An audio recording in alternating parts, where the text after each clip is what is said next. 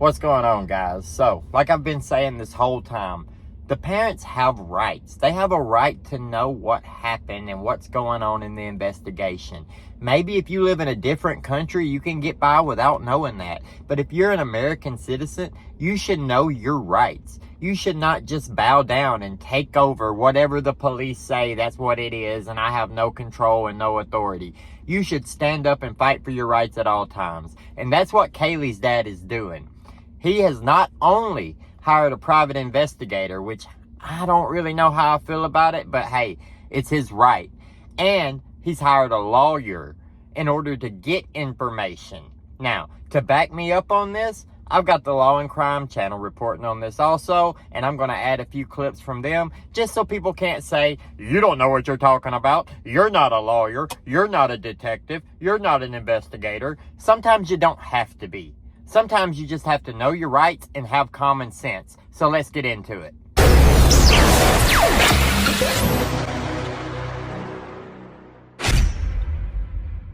One of the biggest questions that you have out there, and one of the critical ones, was why is it taking so long for police to release information? That is something that has frustrated the parents of one of the victims, Kaylee Goncalves. Her father has hired a private investigator to look into Kaylee's brutal murder, as well as suspects that he claims the police wrote off too quickly. And he's also planning to hire an attorney to try to force the Moscow Police Department to turn over documents and evidence related to the case.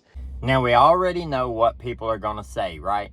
We already know people are going to say, oh, well, he's trying to harm the investigation. He's trying to get information that he shouldn't have. That's not what he wants.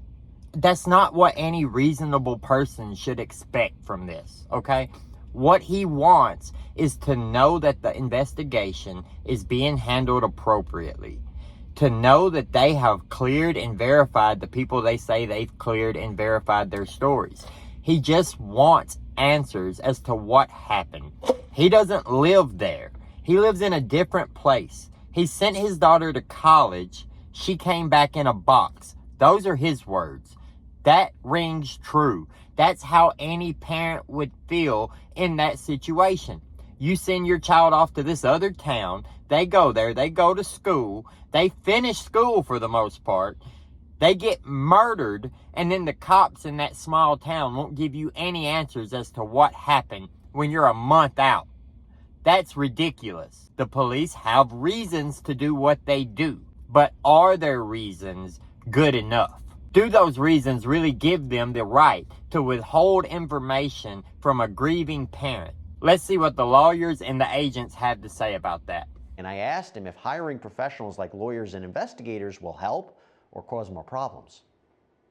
The lawyer will help them navigate the processes that are available to them as families of victims. There are a lot of victim witness statutes in certain states that help the families and witnesses and victims kind of navigate the process of how we get compensation or how we get information. And so those things can be kind of, onerous. So the parents have a right to the information. Who would have thunk it? So an attorney who specializes hopefully in that area can help them navigate the paperwork that they fill out and the processes of what they can get and how they go about getting it.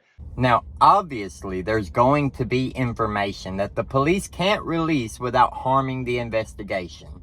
And nobody, not me, not other sleuths, not the parents, not anybody, wants the police to do anything to harm the investigation. But the police have flip-flopped back and forth on this case on plenty of things. And you don't have to take my word for it. Let's hear it from Law and Crime Network again, please.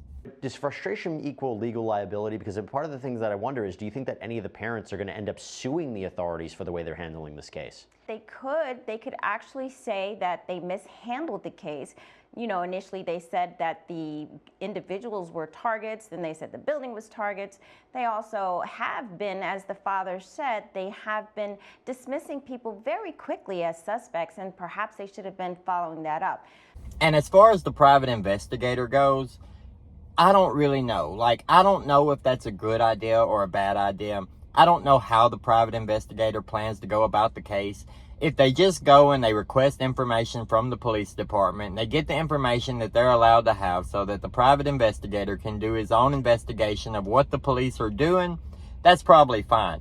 If the private investigator is going out, going against the law enforcement, going talking to people they've already talked to, not verifying anything with the police department, kind of working against the police department, that could probably cause problems for the case. And like I said, nobody wants problems for the case. So it could be bad, but it could be good, because like others say, people don't like talking to police. People don't want to incriminate themselves in any way whatsoever in any situation. Even if the police are working one angle for one thing, like the murder case, people don't want to put out that they were drinking and driving, or that they have drugs, or that anything else that could tie them to some other charges. When we discussed this, you said that having an outside investigator in a case like this is kind of like a dual-edged sword. Why do you say that? It's a dual-edged sword in the sense that as much as you're helping the case, you could be hurting yourself as well, depending on how you wield that sword. But they're a lot more likely to talk to a private investigator, because the private investigator can arrest them. He can't use their words against them like the police can. And they're more sympathetic to the families. Let me let you hear it from a lawyer.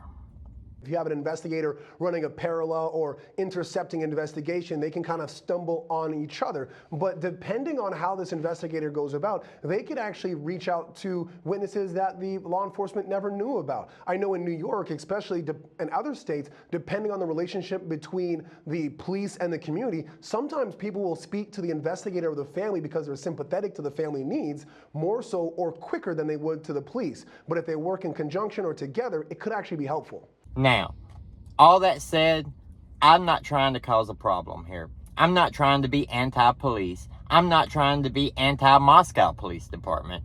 I want this case to go as smooth as possible. I want the answers, just like you want the answers. You would not have clicked on this video had you not wanted some kind of answer, some kind of information about this case. The father, the parents, they want answers.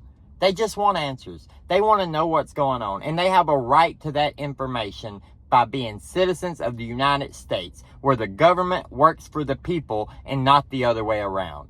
Now, let me know what you think about all this. Leave me a comment down below, like the video, subscribe to the channel to see more, hit that notification bell so you get notified every time I post. Have a great day, and we'll see you later.